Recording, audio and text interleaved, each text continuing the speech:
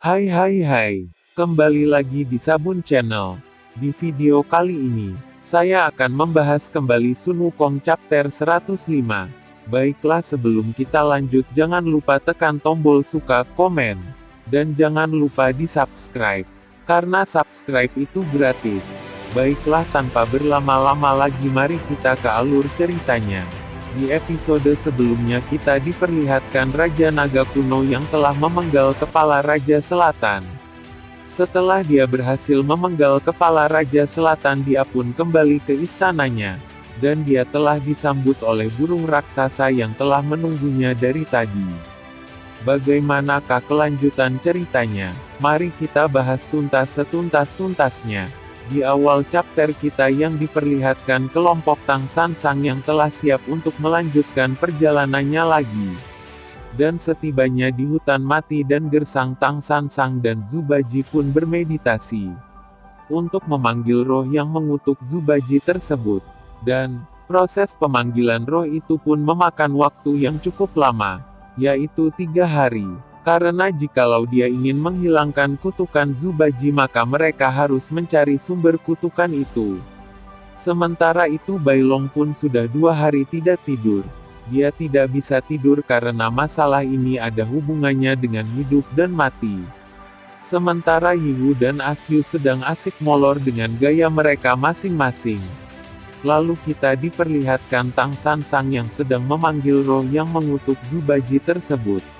Arwah tersebut pun keluar, dan arwah itu bertanya ada apa. Baji pun berteriak memanggil namanya. Xiao Yu dan Bailong yang melihat itu pun mengatakan kalau mereka telah berhasil memanggil arwah itu. Tang San Sang pun mengatakan jikalau dialah yang memanggil arwah tersebut.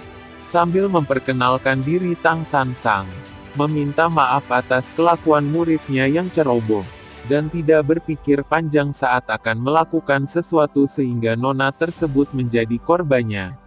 Nona Miao pun menyuruh Baji untuk menyuruh Tang San Sang untuk membantunya agar direinkarnasi. Sambil menangis, Baji pun berkata, mohon ampuni saya. Nona Miao pun menegaskan jika kalau dirinya sudah tidak di dunia ini lagi. Lantas apa yang bisa dia lakukannya untuk Baji? Lalu Baji berkata, kutukanmu yang membuatku selalu saja melihat anakmu Bobo. Lalu kita diperlihatkan arwah Bobo yang sedang memanggil Baji dengan sebutan kepala babi. Dia mengajak Baji untuk bermain. Baji yang ketakutan itu pun berlari. Baji pun mengatakan jikalau ini bukan kamu, karena kamu telah dimakan oleh siluman kelinci itu. Dan dia mengatakan bahwa Bobo saat ini menjadi mimpi buruk baginya, bahkan lebih buruk daripada setan dan siluman. Karena dia selalu muncul kemanapun Baji pergi. Baji merasa sangat bersalah kepada Bobo. Dia tidak berani menatapnya secara langsung karena dia selalu datang dengan tatapan yang sama.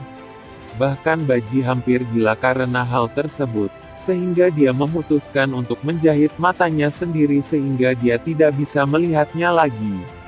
Baji pun sambil menangis mengatakan jikalau dia telah sadar akan kesalahan yang telah diperbuatnya. Xiao Yu yang melihatnya pun menjadi ikut sedih dibuatnya. Lalu Tang San Sang mengatakan jika kau semua hal bisa dibicarakan dengan baik-baik. Terlebih lagi tanda kutukan itu bisa mencelakakan orang lain bahkan diri sendiri. Lalu Nona Miao itu pun mengatakan bahwa penderitaan yang dialami oleh Baji tidak sebanding dengan yang dia rasakan. Tang San Sang pun kembali mengingatkan Nona itu dengan mengatakan jikalau Nona tidak memaafkannya maka dia juga akan terjerumus ke jalan kebencian dan akan tersiksa juga. Xiao Yu pun berkata kehilangan seorang keluarga memanglah sangat menyakitkan, akan tetapi membuat orang merasakan hal yang sama bukanlah cara agar diri kita lebih baik. Kamu hanya akan menghukum dirimu sendiri. Karena dendam tidak ada jalan keluarnya. Dan mengatakan jikalau dia siap memaafkan maka dirinya pun bisa tertolong. Xiao Yu pun menambahkan jikalau dia mempunyai hal yang belum tercapai maka katakanlah sehingga dia bisa membantunya semampunya. Maka maafkanlah. Nona itu pun bertanya apakah benar dia akan mewujudkan untuknya. Baji pun mengatakan jikalau dia akan melakukan apapun demi mewujudkannya. Dan ternyata yang dia inginkan adalah kematian mereka semua. Tang San Sang pun dengan sigap menangkap arwah itu karena arwah itu mulai mengamuk.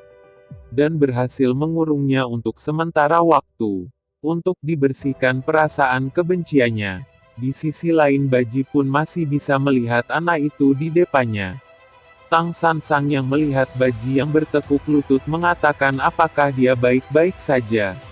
Tang San Sang pun mengatakan jikalau dia tidak menghilangkan kutukan itu dia hanya menyegelnya untuk sementara. Baji pun memohon kepada gurunya untuk menghabisinya saja. Tang San Sang pun marah dan langsung memukul Baji sambil berkata, jikalau dia telah membuat orang lain menderita masih saja dia ingin menghabisinya. Tang San Sang menegaskan bahwa jadi orang tidak boleh seperti itu. Hahaha dia kan memang bukan orang tapi babi.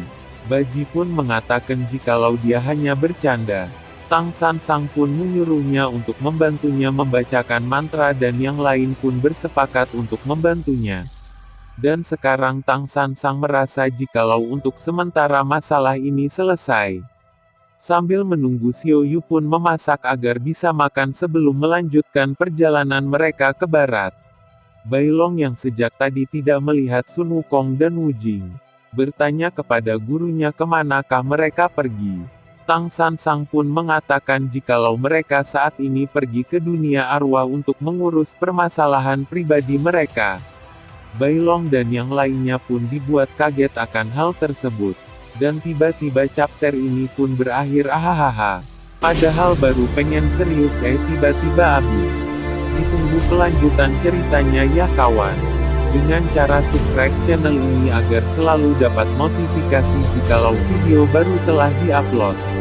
Dan terima kasih juga telah menonton sampai habis. Sampai jumpa. Sayonara.